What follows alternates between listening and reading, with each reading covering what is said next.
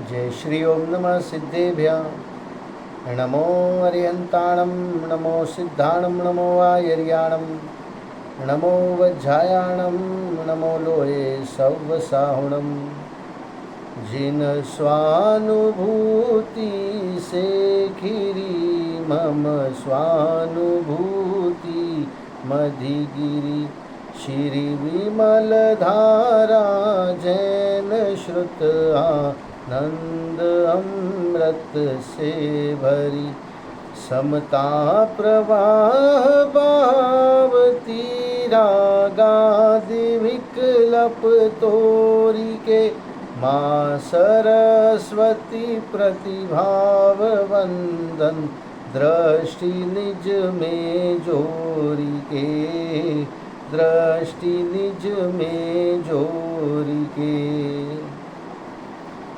आचार्य वादिब सिंह सूरी द्वारा विरचित छत्र चूड़ामणि की वांछना हम लोग कर रहे हैं, जिसमें 8वें लंब की उपकथा नंबर 19 अपनी चल रही है।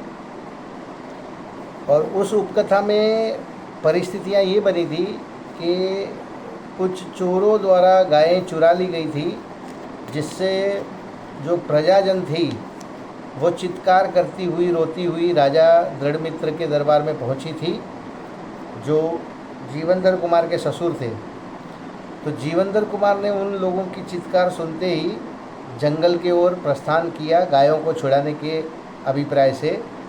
और वहाँ जाकर देखा तो गायों को चुराने वाले चोर नहीं थे, कोई और नहीं थे, बल्कि जीवनधर कुमार के अपने मित्र थे।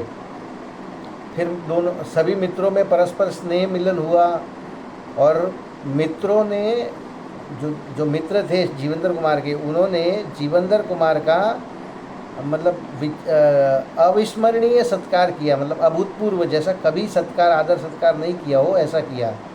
तो ऐसा करने से जीवनधर कुमार को क्या हुआ कि उनको ऐसा डाउट आया कि कहीं इन लोगों को ये पता तो नहीं चल गया कि मैं राजकुमार हूँ, या इनको और कोई राज की बात तो नहीं पता चली। इस प्रकार से जीवनधर कुमार विचार कर रहे थे। आज अपने को 35 नंबर का श्लोक 8वें लंब का पेज नंबर 393 पर यहाँ से बात को आगे बढ़ाना है। जीवनधर कुमार का अपने मित्रों से प्रश्न। अब वो उन्होंने आदर सत्कार किया तो जीवनधर कुमार ने कुछ प्रश्न पूछे अपने मित्रों से। रहस्येव वयसेषु तन्निदानमचोदयत् एककण्ठयेषु जाता ही बंधुता व्यायतिष्ठते। अन्वयार्थ। एकांत में जीवनधर कुमार ने मित्रों से इसका कारण पूछा। अत्र नीति निश्चय से एक से अभिप्राय वाले बंधुओं में उत्पन्न हुई मित्रता ही स्थिर रहती है। ये नीति का श्लोक बता दिया। कहानी इस तरह से आगे बढ़ी कि उन्होंने एकांत में जाकर जीवनधर कुमार ने अपने कुछ खास मित्रों से कुछ पूछा। सरलार्थ। जीवनधर कुमार ने अपने पुराने स्नेही मित्रों से एकांत में अपूर्व आदर सत्कार करने का कारण पूछ ही लिया, क्योंकि सदैव समान व्यवहार करने वाले में ही मित्रता स्थिर रह सकती है। देखिए, ऊंचा पद में यदि मित्र हो जाए तो फिर वो मित्रता कायम नहीं रह सकती है। वो क्या है, फिर वो मित्र ऊंचे पोस्ट पे चले। यदि आपका कोई मित्र है जो किसी शहर का मेयर बन जाए या राज्य का मुख्यमंत्री बन जाए, देश का प्रधानमंत्री बन जाए, तो फिर उससे वैसी सहज मित्रता नहीं हो सकती। इसीलिए उन्होंने पहले ही सवाल पूछ लिया कि आप लोग मेरा इतना आदर सत्कार क्यों कर रहे हैं। ठीक है ना। सदैव समान व्यवहार करने वाले में ही मित्रता स्थिर रह सकती है। विशेषार्थ। मित्रता का मूल आधार ही परस्पर समान प्रेम परिणाम का होना और समान प्रेम परिणाम का कारण विचारों में समानता का होना है। देखिए, समान प्रेम परिणाम का कारण क्या है कि विचारों की समानता होगी तो समान प्रेम होगा, और समान प्रेम होगा तो सच्ची मित्रता होगी। यदि मित्रता का मूल आधार स्वार्थ हो तो मित्रता टिकती नहीं है। मतलब किसी भी आप किसी से यदि मित्रता कर रहे हैं और उसमें या तो आपका या सामने वाले का स्वार्थ छुपा हुआ है, तो फिर उस स्वार्थ के पूरे होते ही मित्रता पूरी हो जाती है। वो मित्रता टिकती नहीं है, क्योंकि जहाँ स्वार्थ को धक्का लगता है वहाँ मित्रता को टूटते देर नहीं लगती। जीवंदर कुमार और उनके मित्रों में एकता के आधार से ही प्रीति उत्पन्न हुई थी, अतः मित्रता स्वाभाविक रूप से स्थिर हो गई थी। क्या बताना चाह रहे हैं कि पहले जब जीवंदर कुमार वैश्य पुत्र थे, गंधोत्कच सेठ के पुत्र थे, अभी भी हैं वैसे तो, क्योंकि उन्होंने दत्तक लिया हुआ है। वास्तव में तो राजा सत्येंद्र के पुत्र हैं, राजकुमार हैं, ठीक है ना। मगर जिन लोगों ने, जिन मित्रों ने उनसे मित्रता की थी, वो इसलिए की थी कि ये सेठ गंधोत्कच के पुत्र हैं, वैश्य पुत्र हैं, ठीक है ना। राजा हैं तो उस प्रकार से मित्रता नहीं होती, या उन लोगों से मित्रता नहीं होती, दूसरे लोगों से होती, ठीक है ना। जीवंदर कुमार और उन मित्रों में एकता के आधार से ही प्रीति उत्पन्न हुई थी। दोनों एक थे, ये भी वैश्य पुत्र थे, वो भी वैश्य पुत्र थे, क्षत्रिय कोई नहीं था उनमें। जिन लोगों के जीवन में मित्र बनते और बिछुड़ते हैं, उनके संबंध में तो ये समझना चाहिए कि उनकी मित्रता की आधारशिला ही गलत है। तीव्र कषाई लोगों की मित्रता को शत्रुता में बदलते देर नहीं लगती। जिसके अधिक मित्र है वह स्वयं मंद कषाई अर्थात पुण्य परिणामी है, ऐसा समझना चाहिए। जीवंदर कुमार का मित्रों से बहुत काल तक वियोग तो रहा, पर उनसे मित्रता अखंडित रही। यही बताना चाह रहे हैं कि देखिए क्या बोल रहे हैं कि जिन लोगों के जीवन में मित्र बनते और बिछुड़ते हैं, नए मित्र बने, पुराने छूट गए, फिर वापस ये जो बने थे ये छूट गए और नए बन गए, तो उनके संबंध में इतना समझ लेना चाहिए कि उनकी मित्रता की आधारशिला ही गलत है। किस लिए मित्रता की? आप बिज़नेस कर रहे हो तो जिस फील्ड में बिज़नेस कर रहे हो उस फील्ड के लोगों से आपकी मित्रता है। आपने यदि बिज़नेस बदल दिया तो उनसे मित्रता बदल जाएगी। आप किसी स्कूल या कॉलेज में हो और अगर स्कूल और कॉलेज में होने की वजह से आपकी मित्रता है तो उसके ख़त्म होते ही, उसके पूर्ण होते ही आपकी मित्रता छूट जाएगी। लेकिन जो लोग समान विचार से मंद कषाई होकर मित्रता करते हैं, समान विचार के कारण उनमें प्रेम भाव परस्पर उत्पन्न होता है, वही मित्रता चिरकाल तक ठहरती है। और जीवंदर कुमार का मित्रों से बहुत काल तक वियोग तो रहा, पर उनसे मित्रता अखंडित रही, वो खंडित नहीं हुई। अगला श्लोक देखते हैं 36 नंबर का। प्रमुख मित्र से प्रश्न का उत्तर। अभी प्रश्न तो इन्होंने पूछ लिया कि आप मेरा आज इतना ज़्यादा आदर सत्कार क्यों कर रहे हो, तो उनमें से कोई प्रमुख मित्र था, उन्होंने उत्तर दिया, मुख्यम सख्यम गतस्तेषामाचख्यो पंकजाननः सज्जनाना हि शैलीयम सक्रमारंभशीलति। अन्वयार्थ, उनमें से प्रधान मित्रता को प्राप्त पद्मास्य नाम का मित्र बोला, उनका प्रधान मित्र है पद्मास्य। उन्होंने उत्तर दिया, निश्चय से क्रम पूर्वक किसी कार्य का आरंभ करना वह सज्जन पुरुषों की पद्धति है। सरलार्थ देखते हैं और विशेष खुलासा होगा इसमें। जीवंदर कुमार के उन मित्रों में से प्रधान मित्र पद्मास्य ने उनके प्रश्न का उत्तर देना प्रारंभ किया, क्योंकि क्रम पूर्वक ही कार्य करना सज्जनों की कार्यशैली है। ऐसा नहीं कि कहीं भी कुछ भी बोल दीजिए।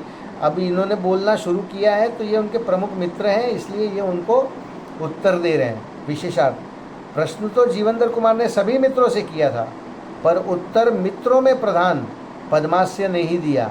सभी मित्र समझदार थे। अन्य किसी के पहले बोलने का उतावलापन नहीं दिखाया। अन्य किसी ने पहले बोलने का उतावलापन नहीं दिखाया। अन्य सभी मित्र मौन रहे, अकेले पद्मास्य ने ही उत्तर दिया। इससे स्पष्ट होता है कि क्रम पूर्वक कार्य करना ही सज्जनों की कार्यशैली है। ऐसा नहीं कि सभी लोग उत्तर देने लग गए। उन्होंने जो प्रमुख मित्र था, उनके प्रधान मित्र थे, उनको कहा कि उनको मौका दिया कि आप ही इनके प्रश्न का उत्तर दीजिए। अब उत्तर तो अगले श्लोक में आएगा। श्लोक नंबर 37, मित्र मंडली के प्रमुख पद्मास्य का उत्तर।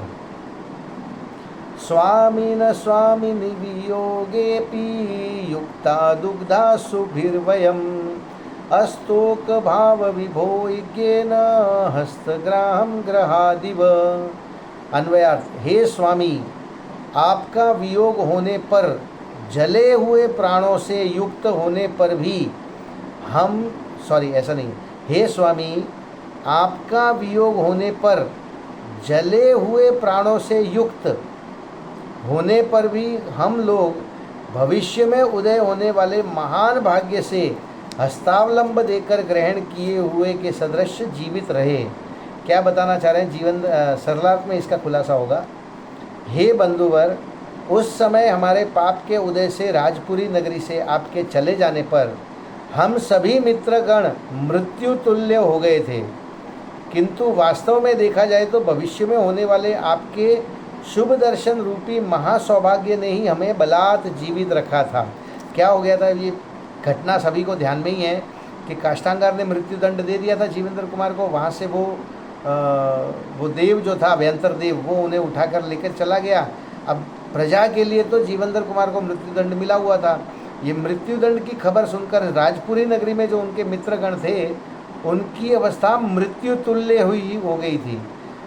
फिर भी सब लोगों को ये आशा थी कि भविष्य में जीवेंद्र कुमार के शुभ दर्शन रूपी महासौभाग्य होगा, और उसी आशा ने उनको बलात् जीवित रखा हुआ था। ऐसा उत्तर पद्मास्य ने जीवेंद्र कुमार को दिया। अब आगे 38 नंबर का श्लोक। हेमाभा नगरी में आने का कारण। साश्वसाश्च ततो देव्या दत्त हस्तावलंबना प्रास्थिमशी दूरम प्राप्ता वयमशीय पणिननाम। अन्वयार्थ। फिर देवी गंधर्व दत्ता ने अपने हाथों का सहारा देकर आश्वासन दिया। तब हम लोग घोड़ों को बेचने वालों में मुखिया होकर वहाँ से चल दिए। क्या हुआ, गंधर्व दत्ता, सब लोग दुखी बैठे हुए थे। गंधर्व दत्ता से उनका परस्पर मिलन हुआ होगा, और गंधर्व दत्ता ने अपने हाथों का सहारा देकर आश्वासन दिया कि जीवेंद्र कुमार को कुछ भी नहीं हुआ है। तभी ये सभी जो दो मित्रगण थे वो घोड़ों को बेचने वालों में मुखिया होकर वहाँ से चल दिए।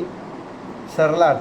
तदनंतर देवी गंधर्व दत्ता ने जब अपनी विद्या के बल से ऐसा बताया कि आप सुरक्षित और सुखी हैं तथा आपका पता बताकर हमें आश्वस्त किया, तब हम लोग आपके शुभ दर्शन की इच्छा से घोड़े बेचने वालों का भेष बनाकर यहाँ हेमाभा नगरी में आए हैं।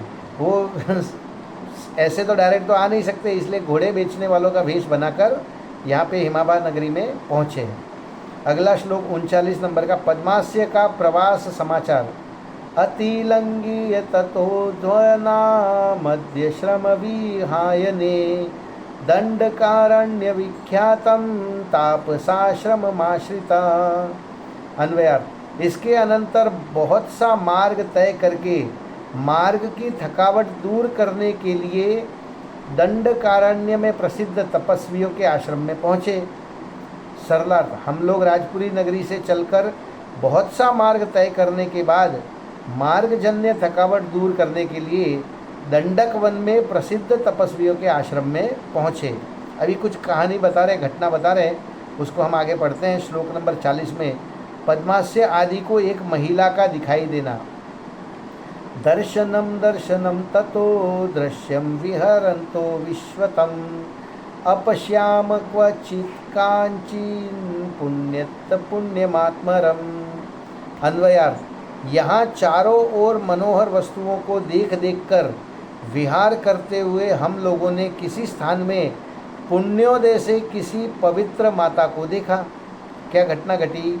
सरलार्थ। उस दंडक वन के आश्रम में चारों ओर के मनोहर एवं दर्शनीय दृश्यों को देखते हुए एक बार हमारे पुण्योदय से हमने एक प्रौढ़ महिला को देखा। ठीक है। अगला श्लोक 31 नंबर का। हमसे परिचय पूछना। तन्मात्र दृष्ट मात्रेण कुत्रत्या इति चोदितः वयमप्यतुरं वक्त पुक्रम्य यथाक्रमम्। अन्वयार्थ। उस माता ने हम लोगों को देखते ही तुम कहाँ के रहने वाले हो इस प्रकार पूछा। तब हम लोगों ने भी क्रमानुसार माता के प्रश्न का उत्तर देते हुए प्रारंभ करके ऐसा कहा। सरलार्थ। हम लोगों को देखते ही पूज्य माता ने हमसे पूछा, आप लोग कहाँ से आए हैं। तब हमने उन्हें क्रम से निम्न प्रकार अत्यंत विनयपूर्वक उत्तर देना प्रारंभ किया। अब क्या उत्तर दिया वो अगले श्लोक में है। पद्मास्य द्वारा प्रश्न का उत्तर। पहले पद्मास्य ने जीवेंद्र कुमार को उत्तर दिया था, अभी प्रौढ़ महिला को या माता को उत्तर दे रहे हैं। श्लोक नंबर 42। अस्ति राजपुरे कश्चिद् बुद्धानाप पश्चिमः विषाम च जीवकाख्योयमेतं जीवातुका वयम्। अन्वयार्थ, राजपुरी नगरी में पंडितों के और वैश्यों के शिरोभूषण कोई ये जीवक यानी अपर नाम जीवनधर नाम के पुरुष रहते हैं और हम लोग उनके अनुजीवी के रूप में सेवक या मित्रगण हैं। उन्होंने अपना इंट्रोडक्शन दिया कि राजपुरी नगरी में पंडितों और वैश्यों के शिरोभूषण, पंडितों में भी शिरोमणि और वैश्यों में व्यापारियों में भी शिरोमणि, ऐसे कोई जीवक या जीवनधर कुमार नाम के पुरुष रहते हैं और हम लोग उनके अनुजीवी के रूप में सेवक या मित्रगण हैं। सरला, हे माताश्री, राजपुरी नाम की एक अत्यंत सुंदर और संपन्न नगरी है। उस अनुपम नगरी में विद्वानों और श्रेष्ठियों में श्रेष्ठ जीवनधर कुमार नाम के एक महापुरुष रहते हैं। हम उन्हीं महापुरुष के मित्र, शिष्य, अनुयायी और सेवक हैं। अपना इंट्रोडक्शन दिया उन्होंने माता जी को। अगला श्लोक है 43 नंबर का। पद्मास्य का उत्तर सुनकर महिला का मूर्छित होना। अब यहाँ पे कुछ और विशिष्ट घटना है जो अपने को बहुत आश्चर्यकारी लगेगी कि एक नया, ऐसे तो पुराना कैरेक्टर है बट नए रूप में उस कैरेक्टर का एंट्री हो रहा है। पद्मास्य का उत्तर सुनकर महिला का मूर्छित होना। काष्ठांगारह्य कोपी को पादेन मनेसनमं हन्तु किलेत्यवोचाम मूर्छिता सा चपेतुषी। अन्वयार्थ, उस नगरी में कोई काष्ठांगर नाम का राजा क्रोध से निर्दोष इन जीवनधर कुमार को मारने के लिए बस इतना ही कहा था कि वह माता मूर्छित होकर गिर गई। कितना बोला कि उन्होंने बोला कि पहले तो अपना और जीवनधर कुमार का इंट्रोडक्शन दिया, उसके बाद बताया कि उसी राजपुरी नगरी के राजा काष्ठांगार ने इन जीवनधर कुमार को मारने के लिए बस इतना बोला और वो माता मूर्छित हो गई। सरलार्थ, उसी राजपुरी नगरी में काष्ठांगार नाम का एक दुष्ट राजा है। हमारे स्वामी जीवनधर कुमार के पराक्रम, विद्वत्ता, लोकप्रियता और प्रभाववादी गुणों के कारण वह मन ही मन जीवनधर कुमार से जलने लगा। एक दिन उस दुष्ट काष्ठांगार ने निरपराधी जीवनधर कुमार को मारने के लिए डैश डैश डैश, इतना वाक्य सुनते ही वह माता मूर्छित होकर वहीं जमीन पर गिर पड़ी। विशेषार्थ, पूज्य माता श्री जीवनधर कुमार की जन्मदात्री रानी विजया ही थी। ये माता जी कौन थी? सत्येंद्र राजा की पत्नी और जीवनधर कुमार की जन्म देने वाली माता रानी विजया। उन्होंने जन्म काल से ही अपने प्रिय पुत्र जीवनधर कुमार को स्मशान भूमि में ही सेठ गंदोत्कच को परोक्ष रूप से सौंप दिया था। वो घटना सभी को याद है कि काष्ठांगार ने सत्येंद्र को मार दिया था और यहाँ पे रानी विजया जो थी वो मयूर आकृति यंत्र में उड़कर दूर जाना चाहती थी, लेकिन जो उनका विमान था वो वहीं के उसी राजपुरी नगरी के स्मशान में गिर गया, टूट गया और वहाँ पर ही उन्होंने जीवनधर कुमार को जन्म दिया। और फिर जन्म देते ही वहाँ पे एक वन देवी जो थी वो धाय के रूप में आई। उन्होंने रानी विजया को आश्वासन दिया कि आपके पुत्र का लालन पोषण बड़ी ही उच्च कोटि का होने वाला है, आपको इसकी चिंता करने की आवश्यकता नहीं है, आप तो इसे यहीं पे शमशान में छोड़ दीजिए। तो वो रानी विजया ने जीवनधर कुमार को, बालक जीवनधर कुमार को, कुछ ही घंटे के बालक थे जन्मे, कुछ ही घंटों पहले जन्मे जो थे जो, उनको उन्होंने वहीं पे शमशान घाट में छोड़ दिया और छुप कर देखने लगी। तब गंदोत्कच सेठ ने आकर अपने मृत पुत्र को वहाँ पे रखा और इन जीवनधर कुमार को लेकर के चले गए। ठीक है, तो परोक्ष रूप से यहाँ पे कहा जा रहा है कि सेठ गंदोत्कच को परोक्ष रूप से सौंप दिया था, डायरेक्ट तो उन्होंने हाथ में दिया नहीं था, वो तो छुप कर देख रही थी रखा हुआ। अब तक माता पुत्र का मिलन हुआ ही नहीं था, अभी तक जो अभी कैरेक्टर में आए ही नहीं थे, अपने तो फर्स्ट लम्ब से वो छूट गई थी रानी विजया, अभी 8वें लम्ब के लगभग अंत में आ रही हैं, तो माता का और पुत्र का मिलन हुआ ही नहीं था। संसार में कैसी पुण्य पाप की विचित्रता है, तद्भव मोक्षगामी पुण्यशील महापुरुषों को भी जन्म से पाप के उदय से जन्मदात्री माता का वियोग सहना अनिवार्य हो जाता है और पुण्योदय से सुनंदा जैसी अन्य माता भी मिल जाती है। ये सुनंदा कौन? सेठ गंदोत्कच की पत्नी, जिन्होंने जीवनधर कुमार का लालन पोषण किया, उनका नाम है सुनंदा, और जन्म देने वाली माता का नाम है रानी विजया। तो ये बता रहे हैं कि संसार में पुण्य पाप की कैसी विचित्रता है। तद्भव मोक्षगामी है, पुण्यशील है, महापुरुष है जीवनधर स्वामी, फिर भी जन्म से ले ऐसा पाप का उदय है कि अपने जन्म देने वाली माता विजया का उन्होंने कभी भी दर्शन नहीं किया, और पुण्योदय से सुनंदा जैसी अन्य माता भी मिल गई। अब अगला श्लोक 44 नंबर का, माता विजया का सचेत होकर विलाप करना। हंत हंत हतो नायम मम्बेते भिहिता मया पीहिता सुप्रयाणा सा प्रालपल्लबंद चेतना। अन्वयार्थ, हाय हाय हे माता, ये जीवनधर कुमार मारे नहीं गए। जब मैंने इस प्रकार कहा तब रुक गया है प्राणों का निकलना जिसका। ऐसी सचेत होकर वह माता प्रलाप करने लगी। अब वो उन्होंने पद्मास से जो मित्र थे उनके, उन्होंने तो सिर्फ इतना ही कहा था कि राजा काष्टांगार ने जीवनधर कुमार को मारने का या मारने के लिए इतना बोला, मूर्छित हो गई। फिर उन्होंने थोड़ी देर में तत्काल बोला कि ये जो जीवनधर कुमार है ये अभी तक मरे नहीं हैं, ये सुरक्षित है, ठीक है एकदम। इतना सुनते ही जो माता है, माता रानी विजया, वो प्रलाप मतलब होश में आकर प्रलाप करने लगी। सरलार्थ, तब हमने कहा कि माताश्री आप दुख मत कीजिए, दुखी होने की कोई आवश्यकता नहीं है, क्योंकि दुष्ट काष्टांगार हमारे प्रिय मित्र जीवनधर कुमार को मार नहीं सका, उसने तो मात्र मारने का प्रयास किया था। तब पूज्य माता जीवित रह सकी, फिर भी सचेत होकर विलाप करने लगी। अगला श्लोक देखते हैं हम लोग 45 नंबर का, जीवनधर कुमार का चरित्र सुनाना। अम्भोदालीव दम्भोली ममुमृतं च मोमाचसा देवी समं प्रलापेन देवोदन्तमिदयन्तया। अन्वयार्थ, मेघों की पंक्ति जिस प्रकार वज्रपात और जल को वर्षाती है, उसी प्रकार उस माता ने प्रलाप के साथ आपके वृत्तांत को इसी रीति से कहा, अर्थात आपकी उत्पत्ति आदि की बीती हुई सब कथा उन्होंने खेद के साथ हम लोगों को सुनाई। अभी उन्होंने जो जीवनधर कुमार के जन्म से जुड़ी जो सारी घटनाएं थी वो उन माता विजया ने इन मित्रों को सुनाई।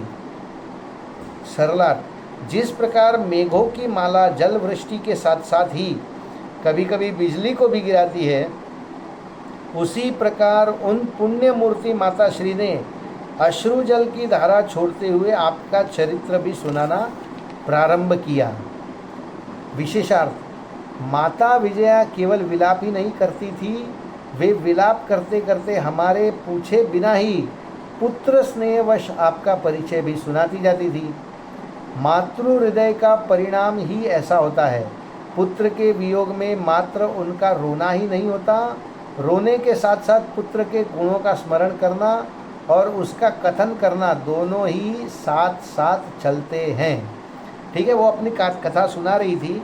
एक और श्लोक देखते हैं 46 नंबर का, माता के कथन से मित्रों का प्रभावित होना। तन्मुखात खादीवोत्पन्नान् रत्नवृष्टि तवोनितम् उपलभ्य वयं लब्धा ममन्यामहि तन्महीम्। अन्वयार्थ, उनके मुख से आपकी उन्नति को आकाश से बरसती हुई रत्नों की वर्षा के समान सुनकर हम लोग इस पृथ्वी को हाथ में आई हुई मानने लगे। क्या बता रहे हैं सरलार्थ देखते हैं। आकाश से बरसती हुई रत्नों की वर्षा के समान उस पुण्य मूर्ति तथा पवित्र माता विजया के श्रीमुख से आपके उन्नति सूचक आद्योपांत समाचार सुनकर हमें अतिशय आनंद हुआ और हमने मन ही मन यह निश्चय कर लिया कि आपको अपने पिताश्री सत्येंद्र का परंपरागत राज्य अवश्य मिलेगा। देखिए, मतलब ये बात जो जीवनधर कुमार को डाउट हुई थी कि शायद इनको मेरे राजकुमार होने का पता है, तो वही बात ये बता रहे हैं कि हमको यहाँ पे पहुँचने से पहले ही, हेमाबाद नगरी में आने से पहले ही हमको आपके माताजी के दर्शन हुए। उन्होंने आपका पूरा जीवन वृत्तांत हमको सुनाया और हमने भी अभी ये निश्चय कर लिया है कि आपको भी अपने पिताश्री सत्येंद्र की का परंपरागत राज्य अवश्य दिलाएंगे। विशेषार्थ उत्साह, आशा और आत्मविश्वास ये मनुष्य के अत्यंत आश्चर्यकारी गुण हैं, जिनके कारण वह कठिनाई से प्राप्त होने वाली तथा दुर्लभ और अत्यधिक श्रम साध्य वस्तुओं को अपने हाथ में आ ही गई है ऐसा मान लेता है। जीवनधर कुमार के मित्रों की दशा भी यहाँ ऐसी ही हुई। क्या घटना घटी यहाँ पे?